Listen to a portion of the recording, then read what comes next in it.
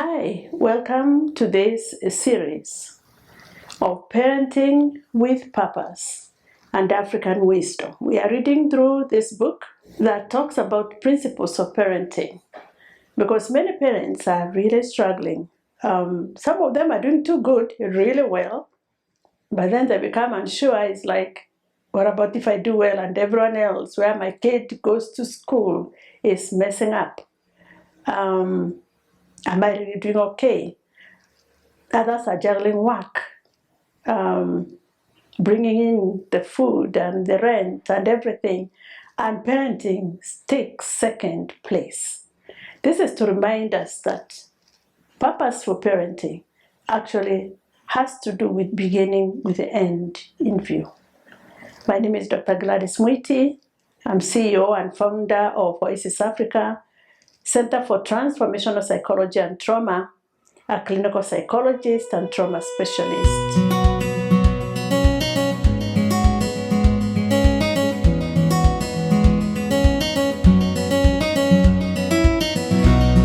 We go to school to learn about everything except parenting or even marriage.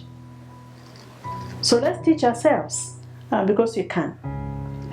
So we are looking through the chapter on parenting with purpose and actually asking ourselves, what is it? What does it take to parent with purpose? Purpose in parenting and training for independence is our next topic.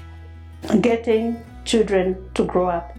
And the more they grow up through their various stages of life, the more independent they become.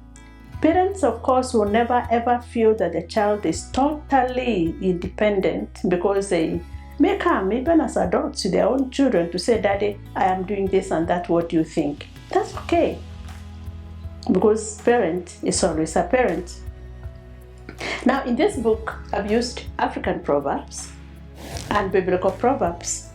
African proverbs, because African wisdom has a lot to do with reminding us how to bring up children. The African proverb I'm using today, I couldn't find the country it comes from, but it says, by crawling, a child learns to stand. And then from Proverbs 19 and verse 18, discipline your son, for in that there is hope. Do not be a wailing party to his death. Now, one thing we know is actually anything that does not grow stagnates and may actually end up dying eventually.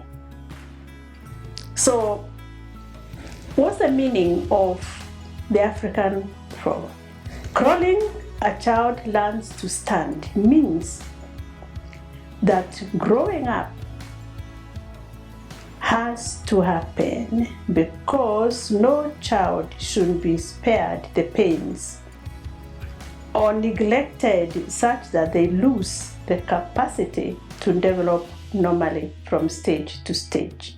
I'll say that again.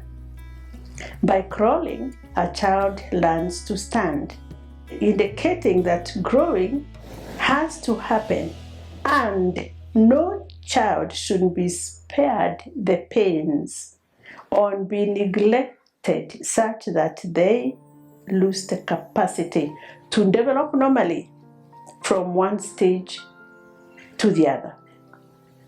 So training a child to live independently and imparting upon them the skill of patience with themselves. When they fall, they get up. When they fail an exam, they try again. And then persistence of working hard at whatever they do. This sets them on a path of healthy maturation. Someone has said that the problem with life is that it is so daily.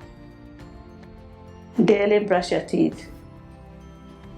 Daily arrange your shoes. Daily don't tell a lie. Daily pray before you sleep.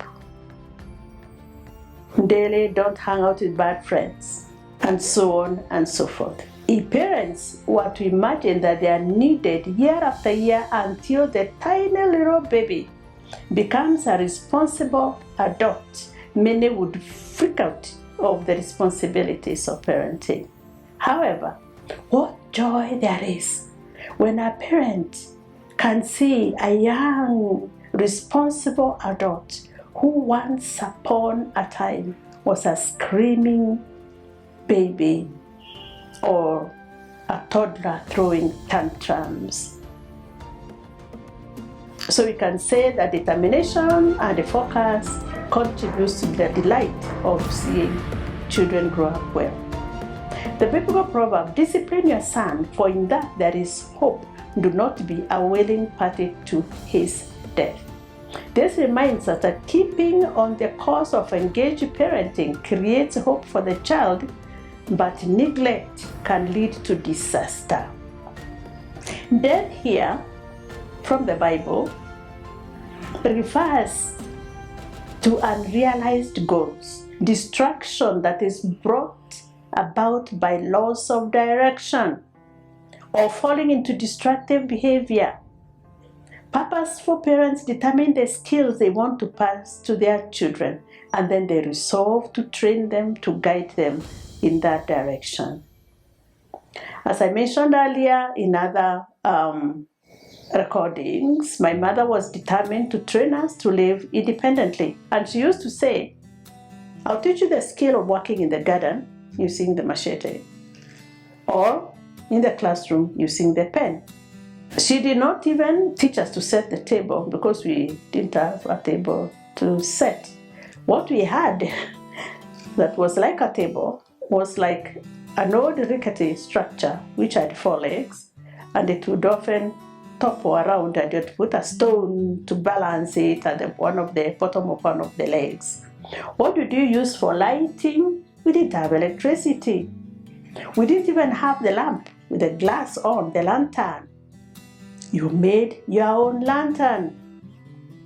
You take an old tin, metal tin with a cover, make a hole in the middle, pour in paraffin, take an old rag, and that's your wick. Close it up, and then you light it. That's what we used to study before we were developed enough to get a lantern. Now, wait a minute, that was okay, the flickering flame for studying, until someone coughed, and then it would go off. Come on, light it up again, look for the match and light it. Or if you want to make your bed in the dark, you'd get the lantern to the bedroom with you, and what you do, tell your sister or brother, come, I'm making my bed, nishikie, nitandike. That means hold up the lantern for me in the air so that the wind, quote unquote, from the blankets does not blow it off. This makeshift lantern, rusty metal tin, we used it all along, but used it purposefully. Smoky flame and all. So in our home, the day began in the evening. Remember, you're talking of training children to be dependent, even in making the bed with a lantern. My mother taught us how to be organized in our duties. The day began with the night before, where she would sit us down around our rickety table or in the kitchen around the fire and dish out the duties for the following day. Now you might think, but following day is school. Obviously, yeah, it's school. But school does not begin until you complete your duties at home. And you come back in the evening, do your homework, and complete your duties as well. So she assigned duties with clarity, supervised them well, whatever it was that you're supposed to do. And she made sure that you don't just sleep, you work hard, whether it is at home or at school. So she taught us that discipline begins with obedience to God. You would pray every morning, and then obedience to your parents, obedience to the teacher. She taught us to be independent. but emphasized that independence began with dependence on God. You got to know Him and walk with Him. So we're talking here about independence. Train people to be independent. So that's the series. Grab your copy of Parenting with Purpose from Keswick Bookshop or from Textbook Center. And for the virtual readers, it's on Amazon. Thank you.